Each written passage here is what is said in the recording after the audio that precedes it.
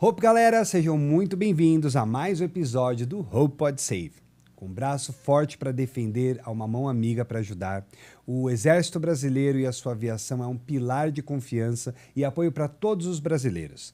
Além de suas funções militares, ele desempenha um papel importante em missões humanitárias e de assistência social, atuando prontamente em áreas afetadas por desastres naturais, seja no resgate de vítimas de enchentes ou no transporte de suprimentos médicos para regiões isoladas. Sua atuação traz esperança e auxílio em momentos críticos.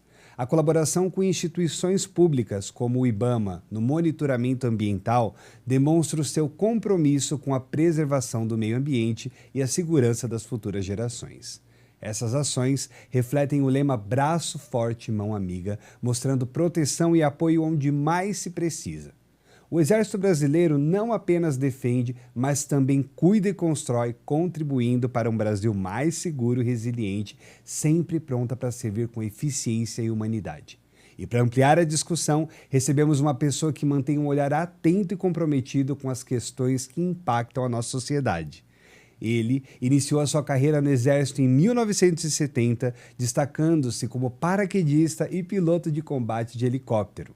Participou da Missão de Paz no Haiti em 2005, sendo promovido a oficial e general em 2006, chegando a general de divisão. Comandou a 2ª Região Militar e a Aviação do Exército entre 2008 e 2011. Chefiou a Diretoria de Material de Aviação até 2012 e foi secretário executivo do Gabinete de Segurança Institucional até 2014. Em 2018, foi eleito deputado federal por São Paulo, trazendo a sua experiência para a política com um foco dedicado às necessidades da sociedade. Hoje, no Hope Pod Save, General Bertinelli. Seja muito bem-vindo, General. Muito obrigado, Bruno. É uma satisfação muito grande estar aqui presente nessa data. Estamos conversando sobre projetos, sobre atividades que visam o bem comum do cidadão. É o foco de todos nós. É um prazer para a gente poder estar aqui recebendo o senhor.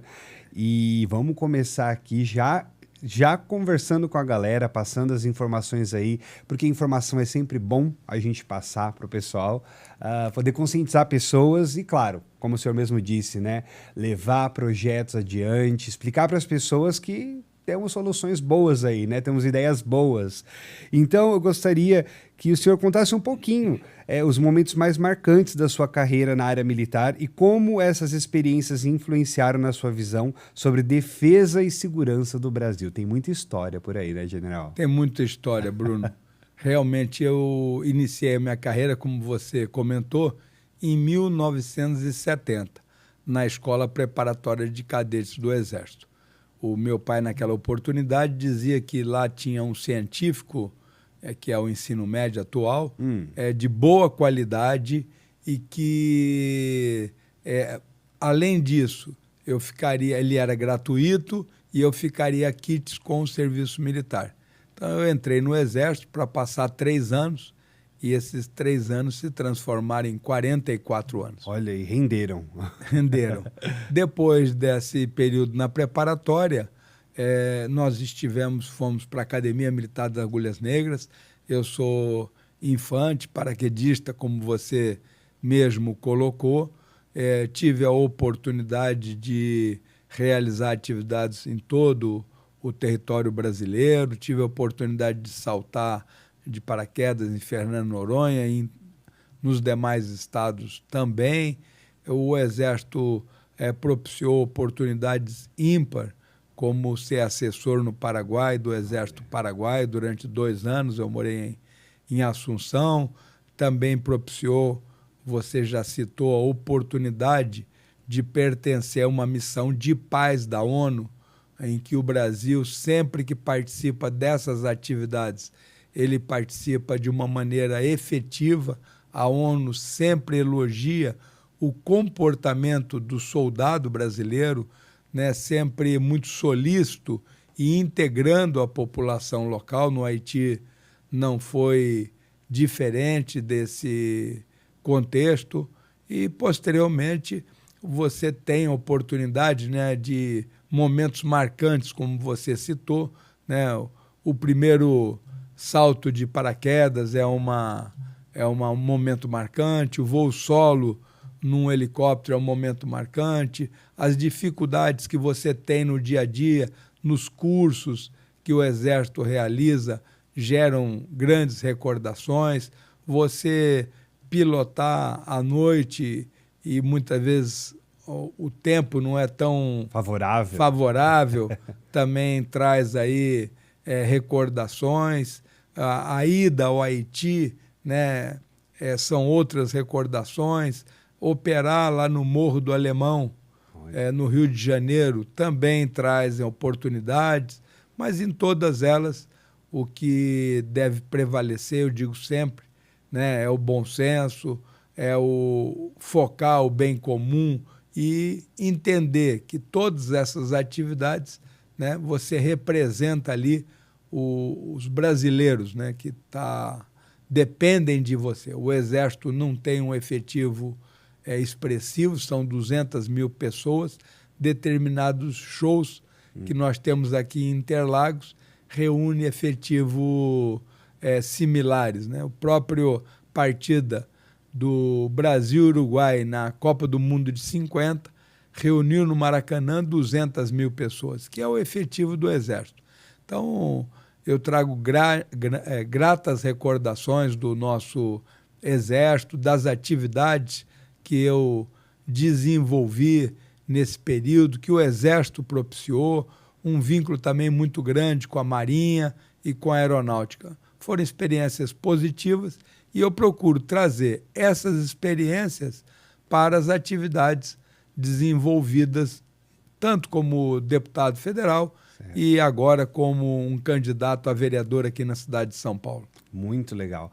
É muito interessante poder observar toda a experiência do senhor e trazer realmente isso para os dias de hoje, né? Os tempos mudaram, né? Se a gente comparar de como eram há alguns anos atrás para hoje, temos que nos atualizar, mas toda essa experiência, essa carga, ela vem junto, é inevitável a gente poder adaptar aos dias de hoje para poder trazer um trabalho com uma excelência, com um resultado bacana para poder levar adiante.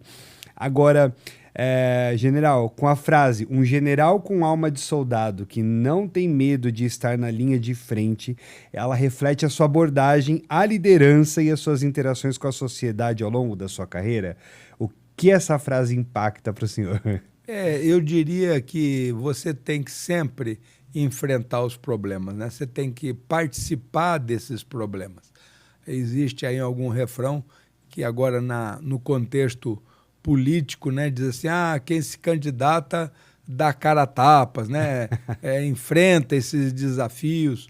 E você, dentro desse foco, a vivência, Bruno, te dá oportunidades. Então, claro, quando eu comandei a 2ª Região Militar aqui em São Paulo, você trabalhava muito na área de saúde, na área dos inativos, dos pensionistas, e ali você vai percebendo como é importante, por exemplo, o CPF, né, do cidadão. Porque quando o militar morre, muitas vezes ele foi casado mais de uma vez, aquela pensão vai ficar para as ex-esposas, e onde que elas estão, como uma pode estar no sul, outra pode estar no norte, pode estar morando fora do Brasil, como coordena quando você vincula todas a um único CPF, que é a do marido, isso permite uma gestão melhor. Fruto disso é que eu tive a oportunidade também de, ainda no Gabinete de Segurança Institucional, contribuir para que o CPF fosse colocado nas certidões de nascimento. Então, de 10 anos para cá, toda criança já traz na certidão de nascimento o CPF. Registro. E o que isso daí é importante? Foi importante porque permitiu que, como parlamentar, eu pudesse propor um projeto do número único para o cidadão brasileiro. Então, o objetivo é que essa criança que tem já o CPF na certidão de nascimento, quando for tirar a carteira de identidade, ao invés de ganhar um outro número, vai ficar com o mesmo número que está na certidão de nascimento. Antes, era possível tirar 27 carteiras de identidade, uma por estado, então o cidadão poderia ter 27 RGs. Certo. Com a nova lei, ele pode continuar tirando essa identidade em qualquer estado, mas o número dessa identidade será sempre o CPF. E, da mesma forma, o projeto 14.534 de 2023, ele prevê que essa criança, aos 16 anos, quando for tirar o título de eleitor, o número do título de eleitor também seja o CPF que está na certidão de nascimento. E assim sucessivamente. Aos 18, a carteira de motorista, a carteira de trabalho, o número SUS, o número do passaporte, o número do alistamento militar, o número das identidades funcionais, todos, pela lei, devem ter o mesmo número, que é o CPF. Então, um sonho brasileiro, né, com uma legislação simples, foi possível de ser realizado. Então, você traz, né, dessas experiências que você teve no Exército, que você tem no dia a dia, uma maneira de contribuir para o bem comum do cidadão. Legal. E essa unificação de número, o objetivo é facilitar a vida do brasileiro, de trazer uma facilidade melhor, porque sendo o mesmo número, a gente não precisa ficar decorando tanta a criança, ela vai ter somente um número, então vai facilitar muito para o cidadão. E uma outra coisa é que vai permitir o cruzamento dos bancos de dados. Para toda vantagem para todos os lados. Você, por exemplo, vai ter um prontuário médico que pode ser intercambiado. Quando você cruza os bancos de dados da Justiça Eleitoral, da Secretaria de Segurança Pública, quando você cruza com os dados da Justiça Eleitoral, da carteira de motorista, então você tem um conjunto de bancos de dados, mas que eles estão interligados. É quase como se fosse um único banco de dados. E para o cidadão ficou muito mais fácil. Eu só tenho que decorar um número, né? Eu já tirei a minha nova identidade aqui em São Paulo, já está disponibilizado para o cidadão paulista, de tirar a identidade em que o RG é igual o CPF. E a CNH também. A lei prevê que a CNH também o número seja o mesmo. O alistamento militar, o número SUS, o passaporte, né, a carteira de trabalho, todos esses documentos terão um número único, que é o CPF.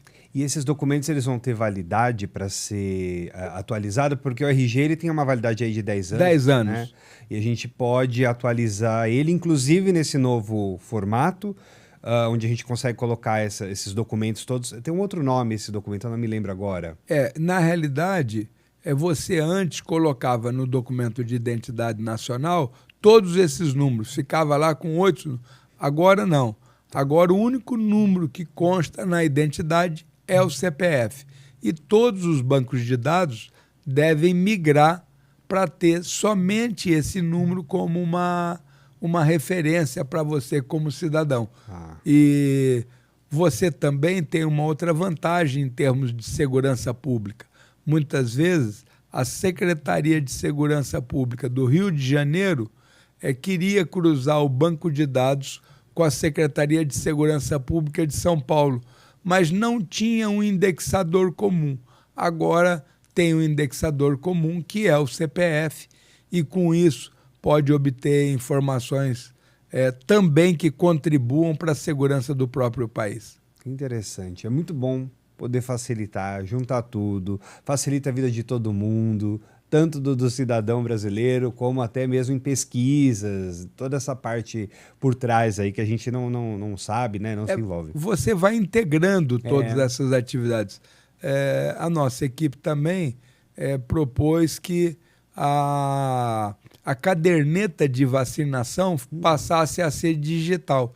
Então, hoje é muito comum as pessoas observarem no SUS a sua caderneta de vacinação. Ela não foi proposta por causa do Covid, ela antecedeu. Foi uma experiência também no Exército, em que quando você ia atuar em determinadas áreas do país ou no exterior, você tomava uma série de vacinas e uma delas era a febre amarela. Aí a pessoa perguntava, tomou febre amarela? Eu digo, tomei. Cadê o papelzinho? Aí não lembrava do papelzinho, lá vinha outra febre amarela. Então você ia tomando, né, uma série delas. E eu imaginava, se tivesse um controle disso digital no Ministério, coisa que é muito simples, esse problema acabaria. E também, lá nos helicópteros, que a base é em Taubaté, eu tive a oportunidade de trabalhar nesses desastres que nós temos, como ocorreu em Petrópolis, Teresópolis, como ocorreu em São Luís do Paraitinga, em São Sebastião e agora no Rio Grande do Sul. E eu ficava imaginando como a mãe vai saber que vacina deu, tem lá 3, 4 filhos, qual vacina um tomou, qual que o outro não tomou, quando é a próxima vacina. Então, a proposta da caderneta de vacinação digital, ela vinha facilitar as mães e o controle do próprio cidadão de que vacina ele deve tomar. No meu caso, né, com a idade, né, a geriatra já também começa a ter um plano nacional de imunização. Que vacina deve tomar? Tem que tomar a antigripal, tem que tomar a herpes zoster. Então você tem ali um plano, né, que você procura seguir. E isso tudo está ali. E nós temos, Bruno, que migrar dessa caderneta de vacinação para um prontuário médico eletrônico. Isso é ótimo. Né? Nós temos que ter o prontuário médico eletrônico disponível. E qual é a grande vantagem que isso traz? Primeiro, é uma economia danada, porque você está no entorno de São Paulo, fez uma série de exames e quando você vem encaminhado para uma Santa Casa, para o Hospital das Clínicas, se você não tem esses exames disponíveis, aquela instituição tem que realizá-los novamente. Se você traz esse prontuário via SUS digital, fica muito mais evidente, né, a economia e a rapidez que tem nessa atividade. E as coisas vão interagindo, né? O número único é também o número SUS, o que permite uma rapidez nesse atendimento.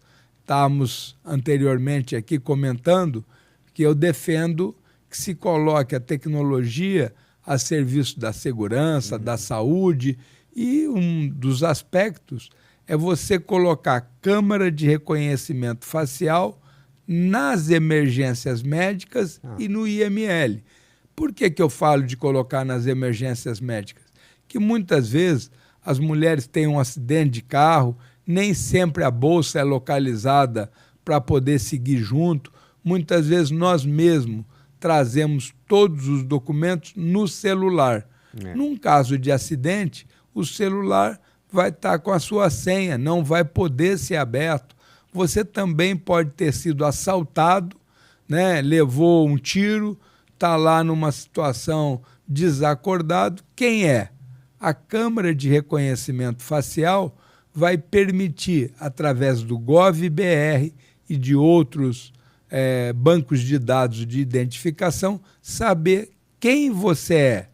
E, a partir do teu CPF, dessa identificação, entrar no SUS digital e lá ter o teu prontuário médico. O SUS, hoje, além da caderneta de vacinação, já traz os remédios que você pega na farmácia popular, os remédios de alto custo, e isso também permite uma adequação.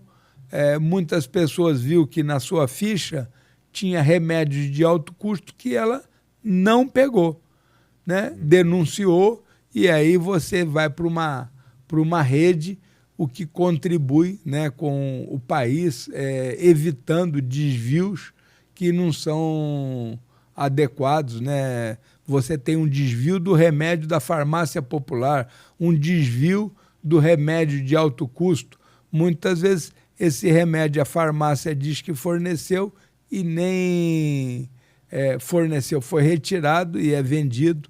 E a integração dos bancos de dados é muito importante. É muito interessante isso que o senhor está falando, porque facilita demais a questão da identificação, tanto num acidente ou até no IML, tem essa questão, porque infelizmente a gente pode encontrar em algum acidente, né? Pode a pessoa virar óbito, infelizmente, e uma identificação rápida, e você entender todo o histórico dessa pessoa através das vacinas ou medicamentos e tudo mais, e encontrar isso com uma rapidez, uma facilidade que a gente vai conseguir agilizar o trabalho de todo mundo e até mesmo identificar e contatar a família ou as pessoas relacionadas àquela pessoa. E você, Bruno, nós temos muitos casos de pessoas com Alzheimer, pessoas que têm síndrome de Down, né?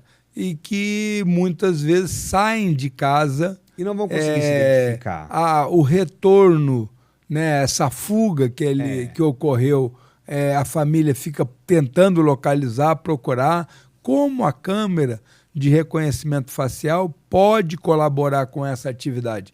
Muitas vezes a gente acha que a câmera é só para identificar o criminoso. Não, sim. Identifica o criminoso, mas também permite, né, o seu uso para o lado do bem, que é esse atendimento nas áreas de saúde e que é fundamental. Muitas vezes você chega numa UPA e tem um tempo danado para preencher a ficha, para preencher um prontuário, para contar a história, aí chega lá para o médico e vai contar, o que você tem aí? Olha, eu tomo isso, tomo aquilo.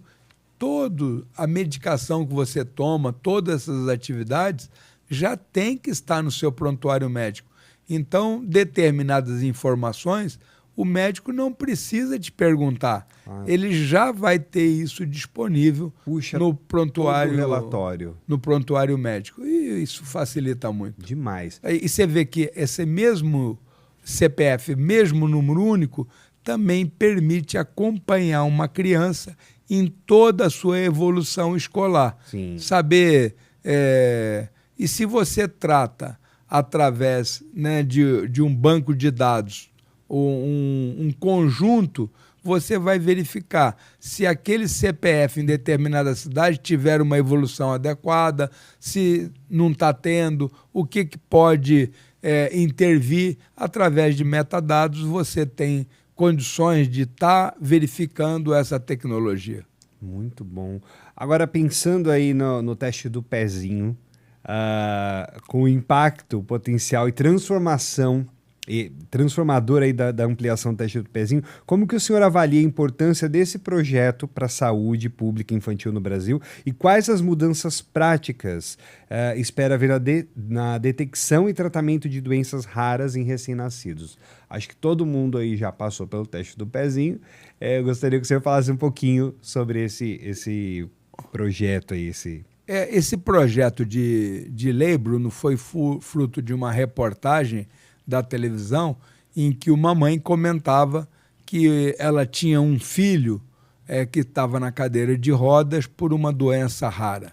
E ela mesmo comentava que ela fez o teste do pezinho no SUS e que o SUS plotava 5 doenças. E ela desconhecia que o teste do pezinho na rede privada plotava 50 doenças. Uau. No caso do filho dela, um antibiótico, né, tomado na oportunidade correta ia fazer com que ele tivesse uma vida normal. Tá. Ele que então estava tendo uma vida numa cadeira de rodas, né, poderia ter uma vida normal. Então, era urgente ampliar no SUS o teste do pezinho de 5 doenças para 50, igual ocorre na rede privada. Então, o projeto de lei, que teve a participação de muitos parlamentares, né? É um motivo de orgulho para todos nós, porque vai permitir que as doenças raras sejam diagnosticadas com uma antecedência adequada e permite um tratamento em melhores condições, né? Alguns casos você não tem como reverter, mas iniciar o tratamento o mais cedo possível vai permitir uma qualidade de vida muito mais adequada para aquela criança, para aquela pessoa. E eu defendo agora muito o teste da bochechinha. Olha, como funciona esse teste? O teste da bochechinha, até aqueles que estão nos assistindo, pesquisem no Google, né? Teste da bochechinha. Ele é um teste, chama bochechinha, porque é feito com a saliva, que tem uma maneira correta de coletar, e ele é examinado. Tem todo um exame genético executado sobre ele, e ele plota mais de 500 doenças na pessoa. Então, ele não substitui o teste do pezinho. Ele é um exame complementar ao teste do pezinho. Hoje, um exame desse custa de 1.200 a 2.500 aproximadamente. Certo. Mas eu tenho certeza de que esse exame, se ele fosse em escala, né, nós teríamos um custo muito menor. Então, para uma cidade como São Paulo, já é a hora de que a pessoa executa o teste do pezinho. E conforme o pediatra da rede pública sugerir, né, pelo menos para uma parcela que já tem fatores para uma indicação de fazer o teste da bochechinha. E aqueles que têm disponibilidade também executar esse teste, porque vai trazer todo um histórico genético e que vai poder fazer uma prevenção adequada de várias doenças. Que interessante. E esses dados eles vão ficar registrados para o resto da vida da pessoa, futuramente também, nesses dados que nós mencionamos anteriormente. Quando puxar aquele relatório daquela pessoa, são informações extras, digamos assim, né, que vão complementar esse relatório. Por isso que é importante ter esse link no SUS, porque senão você vai ter vários exames, muitas vezes as pessoas mudam o plano de saúde, o plano de saúde A fazia os exames no hospital B, e o outro agora faz no hospital C, eles não se falam entre si, então todo o teu prontuário daquele hospital, né, não fica disponível, apesar de que todos devem saber que o prontuário médico é um direito do cidadão ter conhecimento dele. Certo. E ter a cópia desse prontuário passa a ser importante, porque acompanhando a pessoa, ela pode disponibilizar essas informações para um outro. E é importante esse acompanhamento, porque muitas vezes determinado índice num exame de sangue, ele está numa margem. Só que se comparar aos anteriores, está dentro da margem aceitável, ele subiu muito. Então, o exame de sangue analisado dos anteriores, ou o exame de sangue sendo analisado sob a forma gráfica, ele também traz resultados muito positivos. É uma interação, né? Sim. É um contexto de dados que vai se interagindo e que a própria inteligência artificial colabora para essa integração. Legal, contribui bastante. Agora, em uma publicação, o senhor destacou a importância de uma definição clara de responsabilidades, monitoramento contínuo, soluções proativas e revisão e ajustes no contexto da saúde pública. O senhor poderia explicar como cada uma dessas pautas pode contribuir para a melhoria do sistema de saúde no Brasil? Bruno, esse contexto ele é muito importante. Sim, quando se fala do monitoramento constante, né, de você estar acompanhando, nós já comentamos bastante do prontuário médico disponível, né, para aquela pessoa. Mas é muito importante nesse monitoramento, nesse acompanhamento, por exemplo, que você tenha nas UBS, que é a parte básica de saúde do município, uma orientação de prevenção da gravidez precoce. Certo. Então, as meninas, né, os meninos devem estar lá acompanhando de que forma executar essa prevenção de uma gravidez precoce, vai acompanhando. Depois, quando essa criança já for jovem, né, e for ter um filho, como é importante o acompanhamento e o monitoramento do pré-natal numa UBS. Né? Você já tem vários exames que você realiza com o feto ainda na barriga da mãe. Então, e isso é muito importante, esse acompanhamento, para que se tenha toda uma estrutura para o nascimento. Nasceu, aí você começa uma nova etapa, que é o acompanhamento pediátrico na UBS, para que essa criança tenha as condições de desenvolvimento adequado.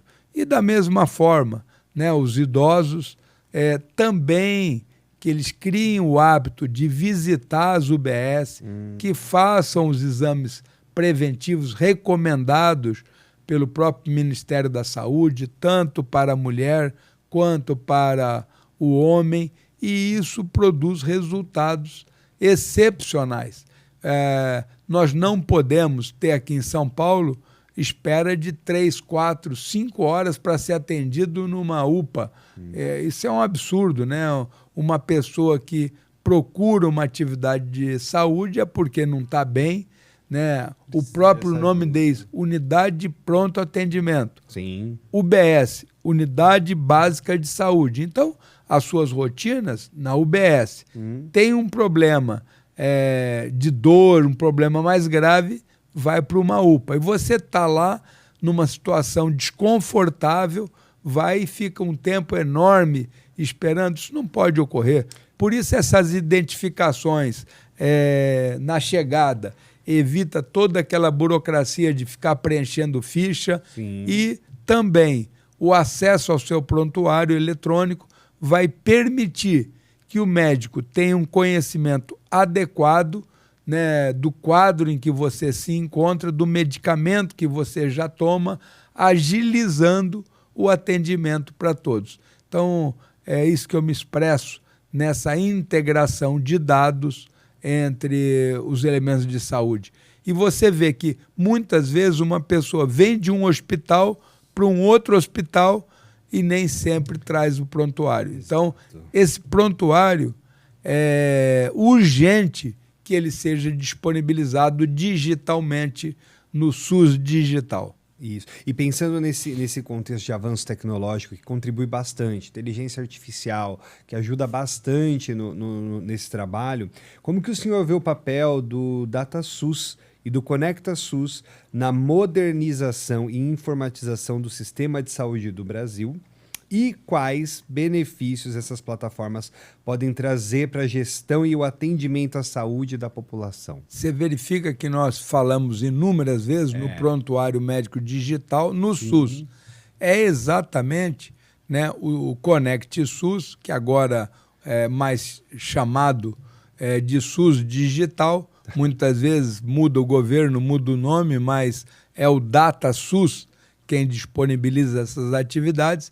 Então, se nós tivéssemos os prontuários disponíveis no SUS, ele não precisa armazenar esse banco de dados lá, mas nos vários locais em que você foi atendido, se tiver um vínculo com o DataSUS, quando abrirem o seu prontuário, todas essas informações dos mais variados locais vão ser endereçadas ao teu CPF no SUS e vai estar abrindo todo o teu histórico. Então, é muito importante essa integração para a economia do próprio sistema, para a rapidez do próprio sistema, para a confiabilidade do próprio sistema. Né? Isso melhoraria com certeza a saúde do Brasil como um todo, mas em especial de São Paulo, que recebe pessoas de todos os estados brasileiros para executar determinado tratamento aqui e nem sempre trazem todos os dados consigo, ou perde na viagem, ou ocorre um problema. Eles estando no SUS digital, tanto você pode consultar o seu prontuário, como você consulta a sua caderneta de vacinação, quanto o médico também poderia consultar. Sim, e até mesmo o médico que tem um conhecimento, né, dele, ajuda muito mais trazendo esse relatório, fazendo com que ele compreenda exatamente o histórico dessa pessoa, de saúde, de medicamentos, como a gente mencionou anteriormente. E como que o senhor avalia a importância da integração das informações nos hospitais e UPAs para melhorar a eficiência e a qualidade do atendimento à saúde e quais desafios ainda precisam ser superados para alcançar essa integração de uma forma eficaz? Pelo que o senhor explicou, é algo que está aí nessa luta para fazer acontecer e temos desafios a ser enfrentados. Não tem a menor dúvida. Nós já temos vários laboratórios em São Paulo que disponibilizam seus dados junto ao SUS, desde que o paciente autorize. Então, o que nós precisamos é o uso da tecnologia que já é disponível para que isso seja integrado através da internet. Não há necessidade de você colocar todo esse sistema num único banco de dados. Só há necessidade de que você permita o link com o SUS digital para ter essas atividades e estimular, né? É como a gente pode estar perguntando, por que não tem uma câmera de reconhecimento facial na UPA para quando um paciente, quando chegar, já ter a sua identidade definida, ele não precisa preencher ficha com nome, com isso, com aquilo, já está toda a sua ficha lá através do Gov.br e o próprio sistema também já trazer todas as suas informações de saúde. Eu acredito que, no caso, é um trabalho conjunto, né, dos vereadores, do prefeito, da área de saúde, integrando ao Ministério da Saúde, que é uma outra esfera de atuação, mas é importante que seja integrado lá no SUS, exatamente por causa disso.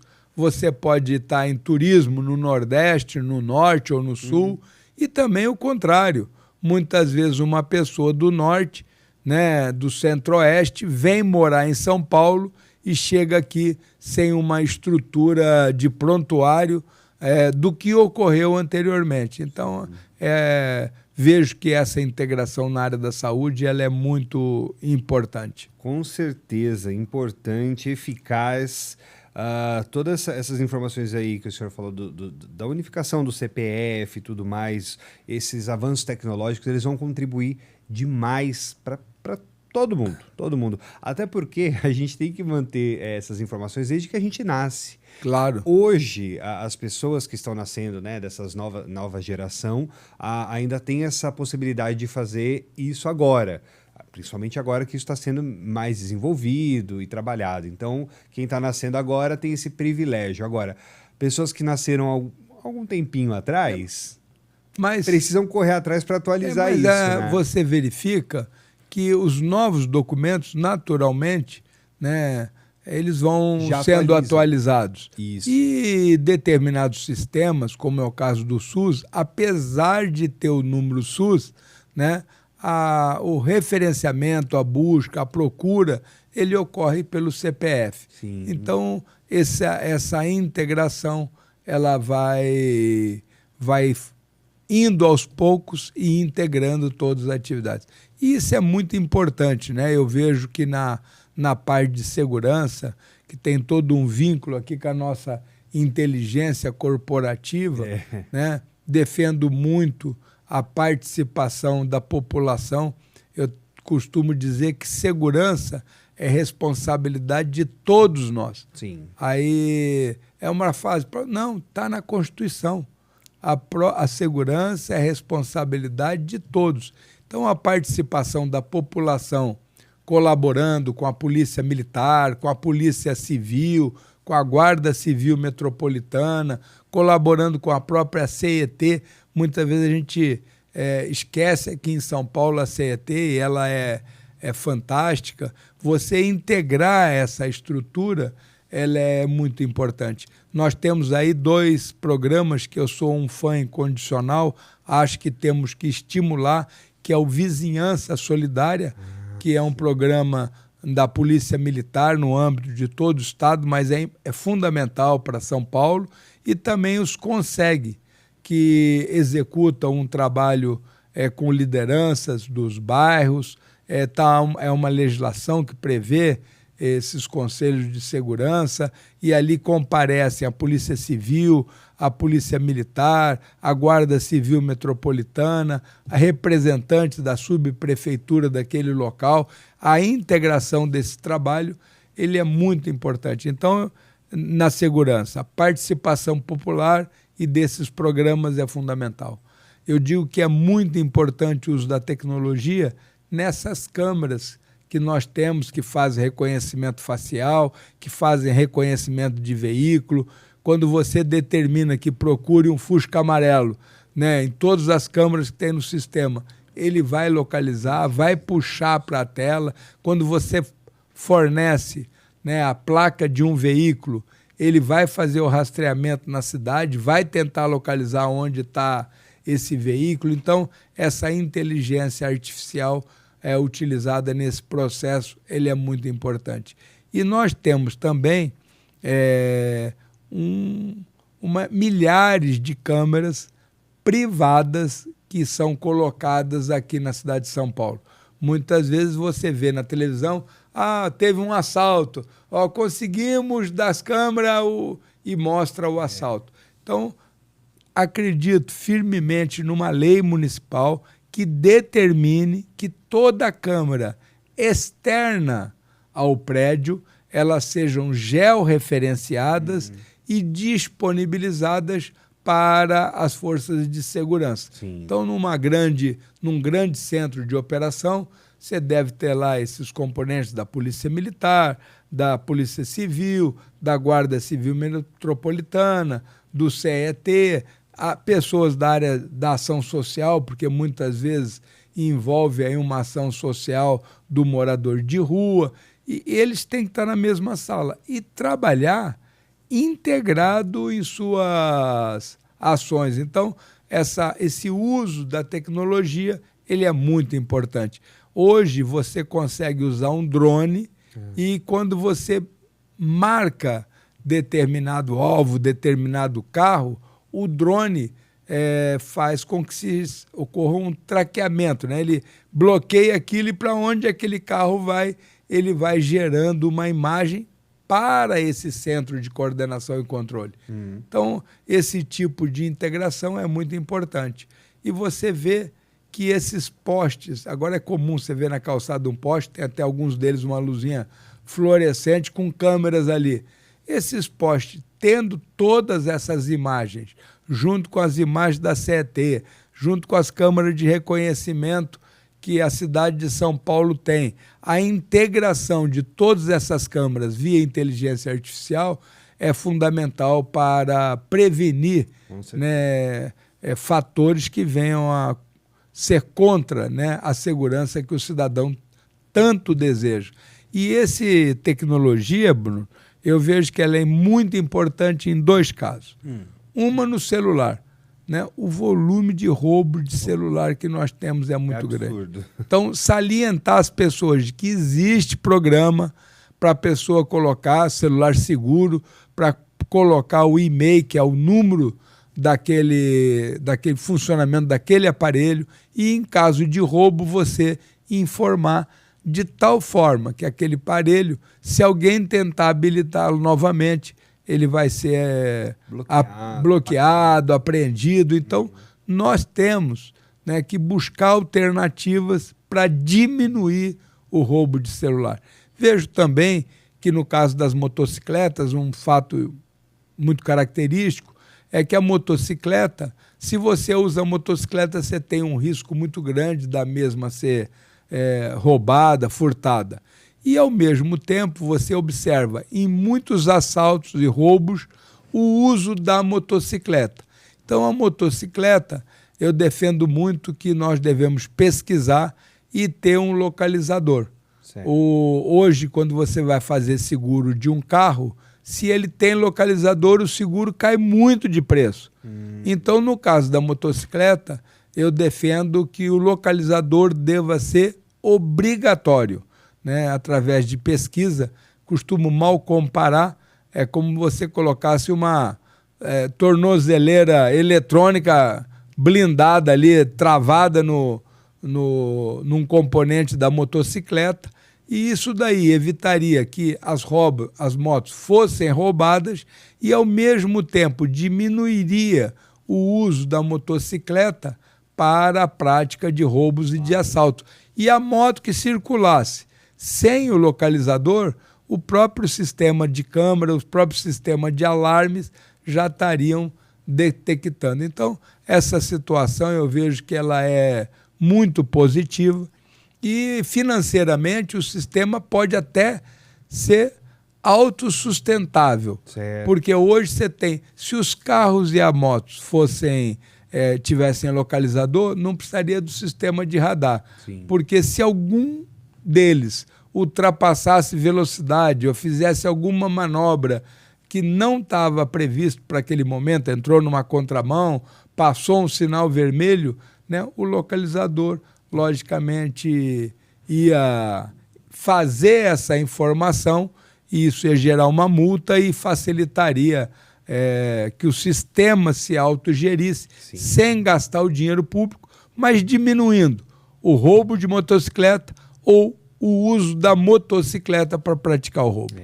Mas tem muitos casos também de bicicletas. A maioria dos celulares também são roubados hoje em dia por bicicletas. Eu mesmo já vi muitos casos na rua. Temos que pensar, então, num localizador. Isso também. Eu acredito que esses componentes, eles precisam ter localizador. Sim. Né? Você vê muita gente utilizando a bicicleta porque ele tem mais facilidade de andar na calçada, para entrega calçadões, entregas de delivery, entrega bastante. E você verifica também que as bicicletas, elas são um alvo tanto quanto as motocicletas. Sim. Já que muitas bicicletas têm um valor muito alto e algumas delas com um valor superior à maioria das motocicletas que nós observamos na rua.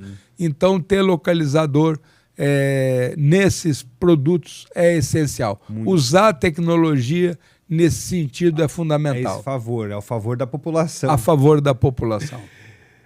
General, dado que o Plano Nacional de Educação estabelece diretrizes e metas para a política educacional no Brasil, como a PNE está abordando os desafios de garantir que a educação seja um pilar fundamental para o desenvolvimento social e econômico, especialmente em áreas carentes, onde a falta de educação de qualidade pode perpetuar ciclos de pobreza e desigualdade?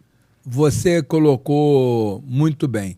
Muita gente desconhece a Política Nacional de Educação, que é uma lei que começou em 14 e vai até 24. Essa lei estabelece 20 metas para a educação. Ela prevê que 100% das crianças devam estar na escola. São Paulo, graças a Deus, hoje tem uma disponibilidade grande para a primeira infância, até fruto da parceria público-privada através do SEI, que é o Centro de Educação Infantil, em que escolas privadas indenizadas pela prefeitura recebem as crianças sem ter custo. Certo. Muitas funcionam lá desde cedinho, que a mãe larga a criança na escola e vai buscar no final do dia. Então, bem cedo, elas já estão disponíveis. Essa estrutura, ela é muito importante para as nossas atividades. Defendo muito para a educação. Nessas metas, por exemplo, a meta 6 prevê que no mínimo 50% das escolas públicas devam funcionar em período integral. Certo. Então, é importante né, os vereadores, está acompanhando para ver se essa meta em cada cidade está sendo cumprida.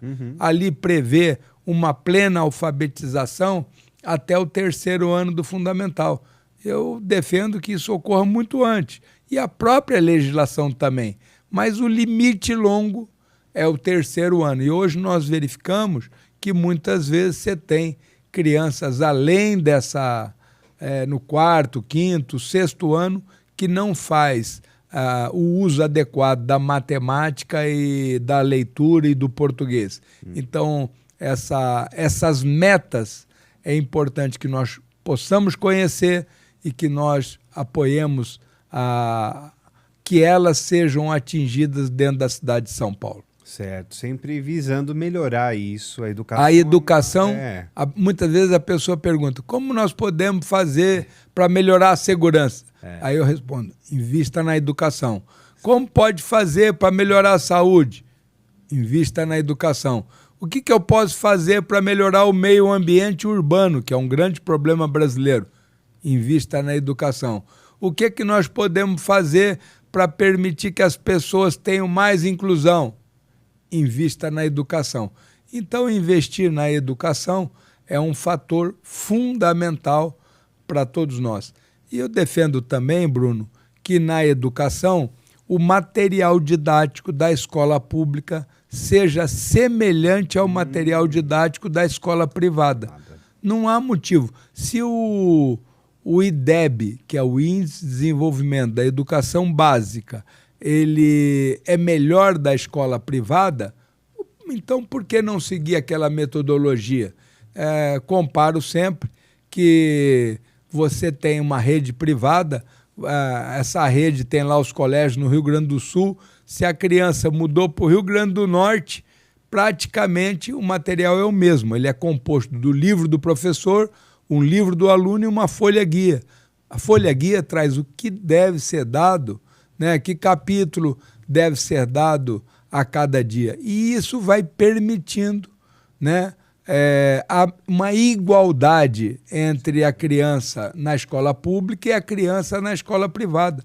O SESI tem um material muito bom que poderia ser disponibilizado gratuitamente e a nossa equipe também, no período que estivemos na Câmara dos Deputados, disponibilizou um livro gratuito para a primeira infância.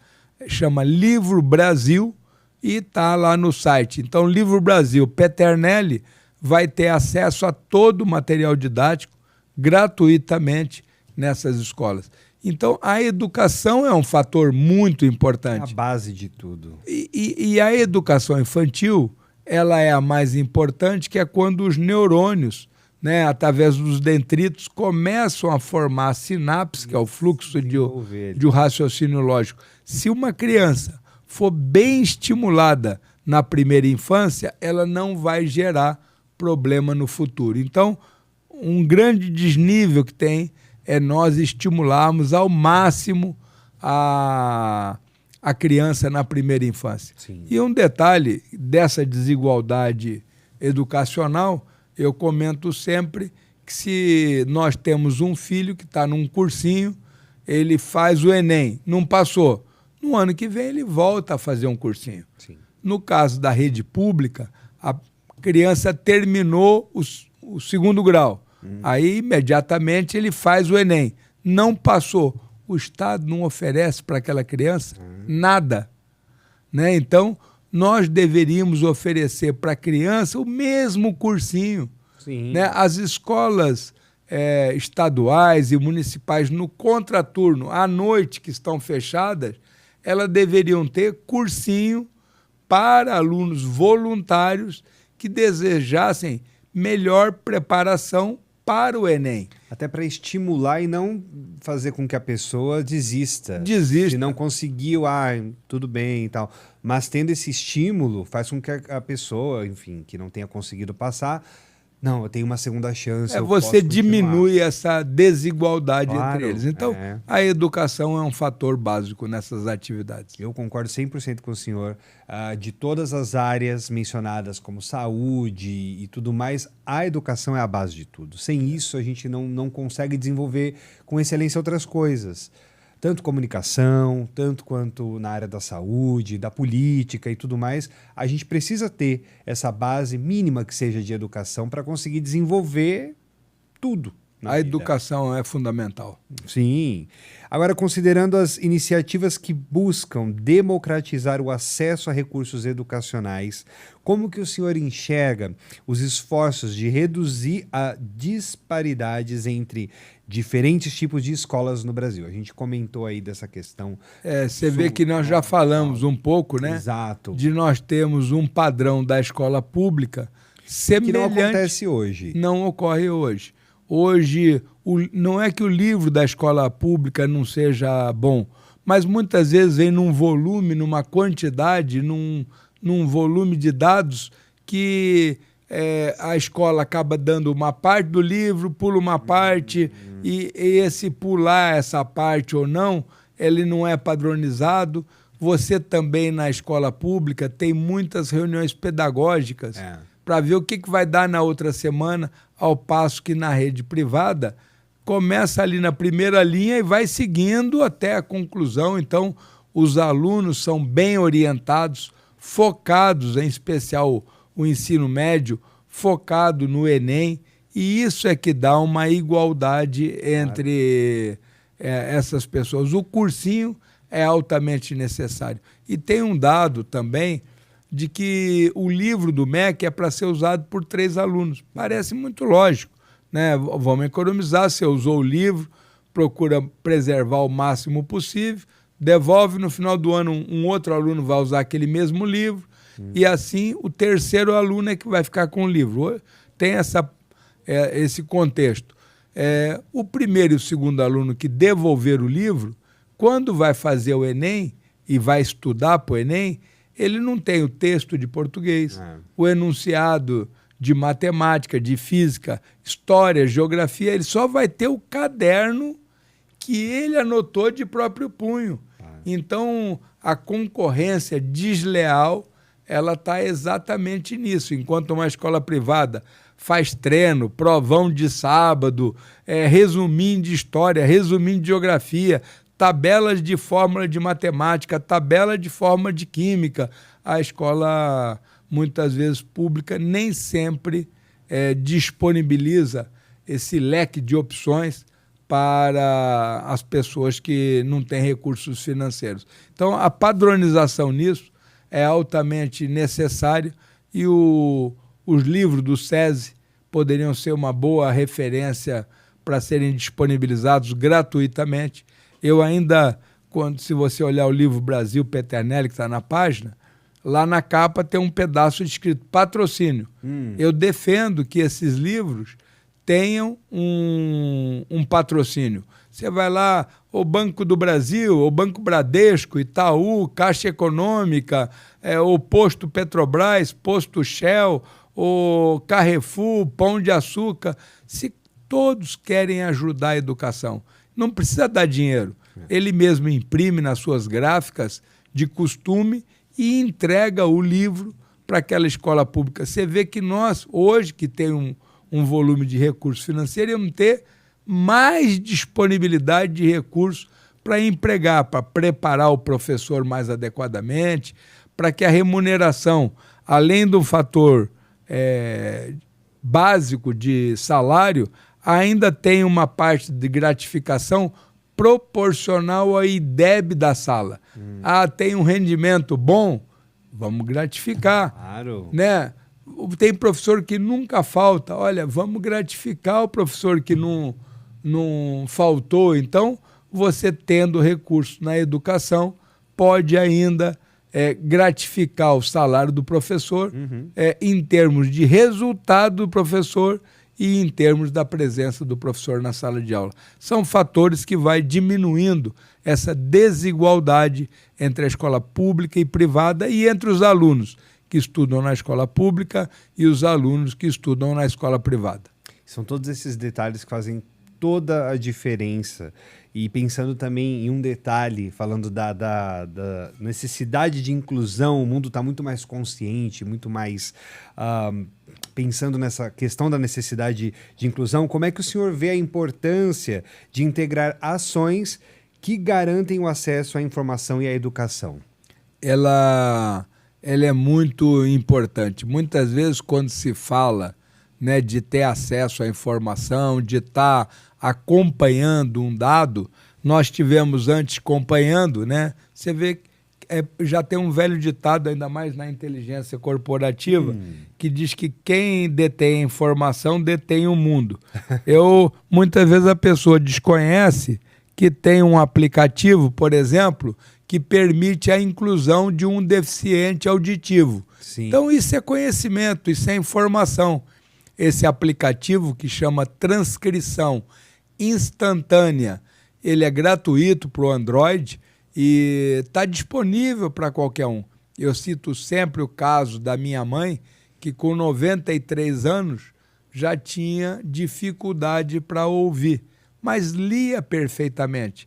Ela não vai mais aprender uma língua de sinais que é o adequado. Sim. E você pode, dessa maneira, um podcast como esse, uma aula na faculdade, o aluno que tem uma deficiência auditiva, ele pode até colocar o celular de frente e ir lendo o que o professor está comentando. Você também, nos locais que atende ao público, né, também ter que os atendentes tenham conhecimento dessa tecnologia e possa utilizar quando necessário com uma pessoa. Então, você repara, quando a gente diz ter acesso à informação, isso é um acesso à informação. Muitas pessoas desconhecem que tem esse aplicativo.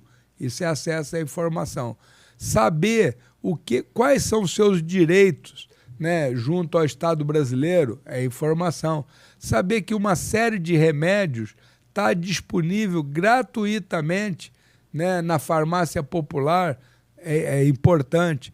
Então, a divulgação desse trabalho, o estímulo a essas atividades combatem essas desigualdades, né? Você verifica que da classe média para cima, todo mundo faz a prevenção da gravidez.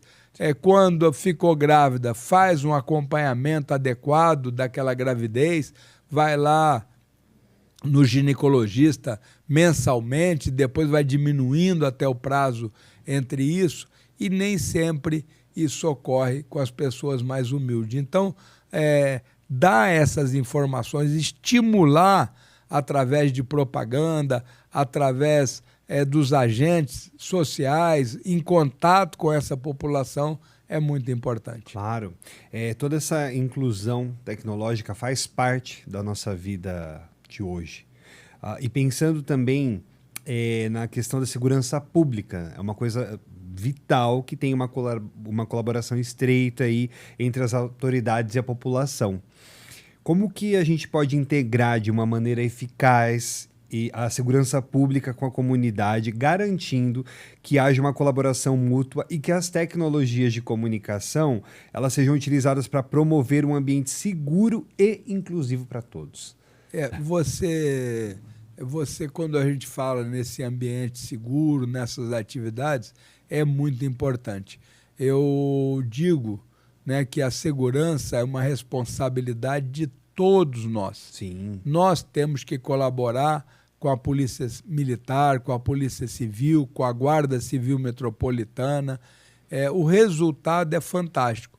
A utilização de projetos e programas como Vizinhança Solidária, como os Consegues, são muito importantes para a segurança da estrutura. A tecnologia, né, à disposição dessa segurança é fundamental. Ter câmera, ter drone, ter inteligência artificial, ter computadores, ter toda uma estrutura é fundamental. E eu digo que os próprios comandantes dessas forças têm que ter um diálogo constante, mas vejo que a integração ela é muito importante no centro de operações. O centro de operações deve ter um centro de operações conjunto. Mesmo que cada um deles tenha um outro centro para complementar suas atividades, o principal é esse centro de operações conjuntas, na qual, além de câmera, de informações, de computadores, tem que ter ali equipes da Polícia Militar, da Polícia Civil, da Guarda Civil Metropolitana, da CET, né? Você tem uma ocorrência, a CET tem que participar, né, para diminuir o trânsito, segurar o trânsito, executar as ações devidas. Você ter pessoas da ação social nesse centro de coordenação e controle também é fundamental, tendo em vista as pessoas, os moradores de rua. Esse foco ele é muito importante. Quando a gente fala da ação social, você pensa sempre no caso do morador de rua, mas nós temos outros tantos. Ocorre um acidente, tinha 2 crianças, né, o adulto que estava junto, ou os adultos, estão hospitalizados, sem condições de dar uma atenção a essas crianças. Aonde essas crianças vão permanecer até localizar alguém da família? Então, a ação social tem que ser integrada para buscar os melhores resultados. E já falamos também, né, do rastreador, da importância que ele tem nas motocicletas. Você acrescentou muito bem as bicicletas, nos carros, de tal forma que nós possamos, com o uso da tecnologia, com uma boa preparação dos agentes de segurança e com a participação da população, ter uma segurança melhor, em especial na cidade de São Paulo. Concordo plenamente quando você diz que o fator mais importante é a educação. Mas as pesquisas de opinião, quando fala o que precisa melhorar em São Paulo, né, precisa melhorar a segurança, ganha dos demais de uma forma muito, muito expressiva.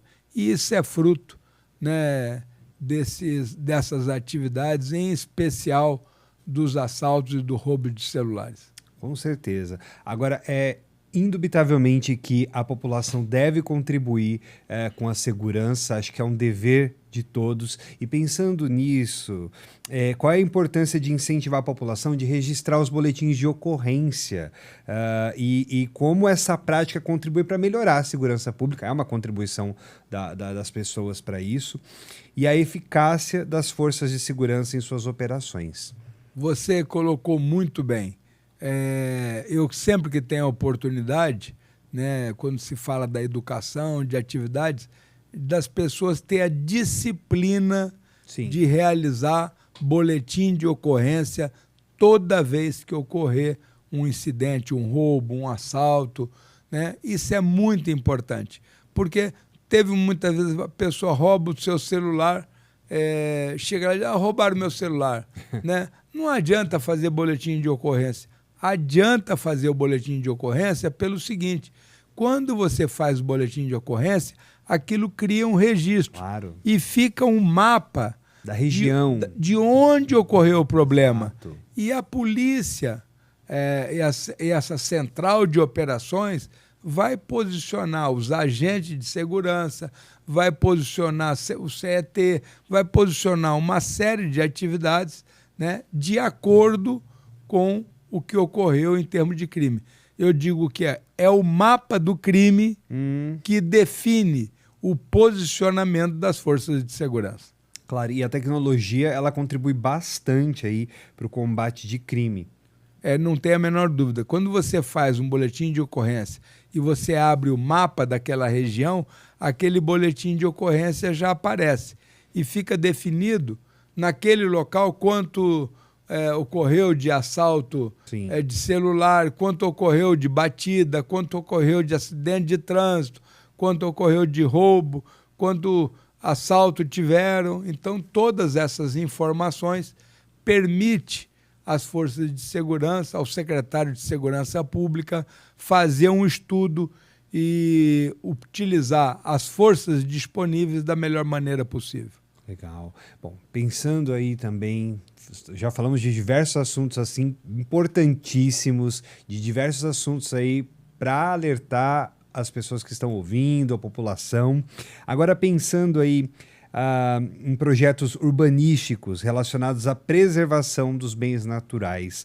Como que o senhor avalia esse tipo de projeto e como o senhor acredita serem essenciais para garantir a sustentabilidade e a proteção desses recursos tão importantes aqui para a cidade? Eu vejo que é muito importante o meio ambiente. Quando se fala de meio ambiente, normalmente vem na nossa imagem, na nossa cabeça, as matas, a floresta, o campo. E realmente é uma imagem muito interessante. Mas é bom saber que o território brasileiro, 64% do território ainda é mata nativa. Na Amazônia, 84% é mata nativa. Nós, o Brasil, ele também, nesses aspectos de reciclagem, ele é o maior reciclador de alumínio do mundo. Recicla 98% das latinhas de alumínio. Recicla o papel no nível da OCDE. O Brasil também, em termos de reflorestamento, ele é pioneiro. Nem todos se recordam, né, mas na escola aborda esse tema, que Dom Pedro II né, transformou uma fazenda de café na Floresta da Tijuca. Então a Floresta da Tijuca ela é replantada, né, e tem aí toda uma preocupação desde Dom Pedro II com o meio ambiente. Nós temos aí também no Brasil o motor a álcool, é o motor a combustão que menos polui no mundo. Por isso que a gasolina brasileira, que já tem 27,5% de etanol, ela é a que menos polui. E agora já tem estudo para que a nossa gasolina tenha 35% de etanol. Vai poluir menos ainda.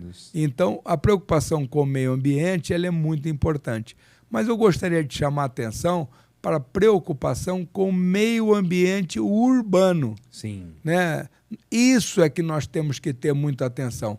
Quando nós observamos aí, né, o Tietê, o Rio Pinheiros, é copinho descartável, é lixo de tudo quanto é jeito. Quando nós olhamos a Guarapiranga, que já foi um cartão de visita para o paulistano, hoje chega uma visita na sua casa, você nunca pensa assim, vou levar para visitar Guarapiranga.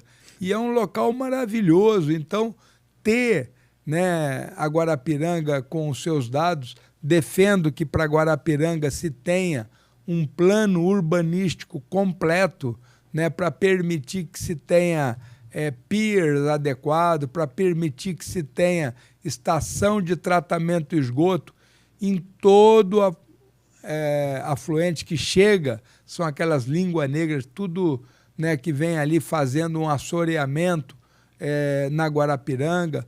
A Guarapiranga é a água que nós bebemos. Né?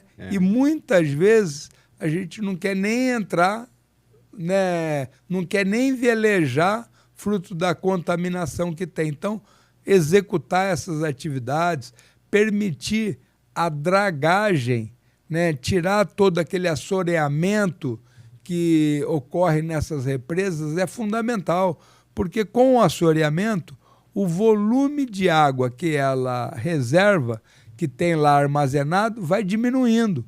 E nós precisamos, como a água doce vai ser um problema, e o Brasil e São Paulo já enfrentou problemas de racionamento de água, é muito importante que a capacidade de represas como essa de Guarapiranga e Billings tenha a sua capacidade máxima disponível. E o assoreamento não contribui para isso. Então, o meio ambiente urbano é fundamental. Aula na escola, né, para preservar o meio ambiente, para não jogar o papel pelo vidro do carro, para não jogar a bituca de cigarro, né, fora. Se for o caso, desmancha um pouquinho para o fumo, ele sim é biodegradável, pode ficar, mas o filtro, ele sem o fumo não vai sujar a roupa nem nada, guarda o filtro para que ele seja descartado no local correto. Então, essa estrutura de meio ambiente ela é muito importante. E vai, muitas vezes, de coisas simples, como a própria educação das crianças, dos adultos e de todos, mas também do uso de tecnologia. Sempre que possível, as residências que podem ter aquele filtro que tritura as comidas, porque você deixa de colocar um resíduo para formar um aterro sanitário, para formar uma outra atividade, dificultando.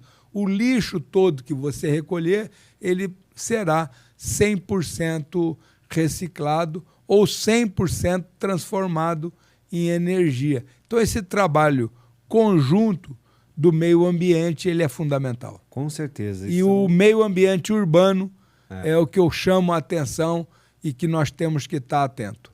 Com certeza. São esses pequenos, grandes atos que fazem total diferença. Se todo mundo tem essa conscientização e, de fato, faz isso acontecer, porque não adianta só estar consciente e não colocar na prática. Então, esses pequenos atos, eles na prática vão fazer toda a diferença e trazer uma grande melhora. Essa conscientização, ela vem aí desde a época da escola, porque a nova geração está chegando e a gente tem que ensinar desde o começo, para tentar levar essa cultura, digamos assim, adiante, para fazer com que a gente não tenha tantos problemas futuros. A preservação do meio ambiente, né? Você permitir também que muitas áreas tenham uma vegetação replantada, né? Que você coloque aí árvores frutíferas, estimulando a natureza como um todo, essa preocupação de preservar, de que aquela água tenha qualidade, que chegue, toda a água que chegue na represa seja tratada e não venha com um volume de sedimentação que vai acabar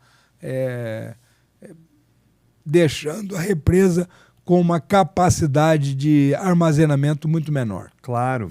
Agora, considerando a importância da segurança em situações que envolvem grandes movimentações de pessoas, como o senhor avalia a implementação de medidas de proteção para garantir a segurança e a organização?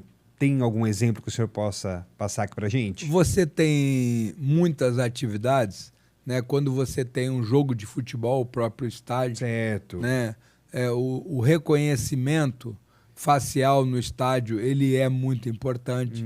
Você disponibilizar o policiamento adequado, você verifica que até o uso do próprio cavalo, né, da cavalaria, como um instrumento para desestimular conflitos, roubos numa região desse tipo, ele é muito importante. Nós temos São Paulo é o maior centro turístico do Brasil.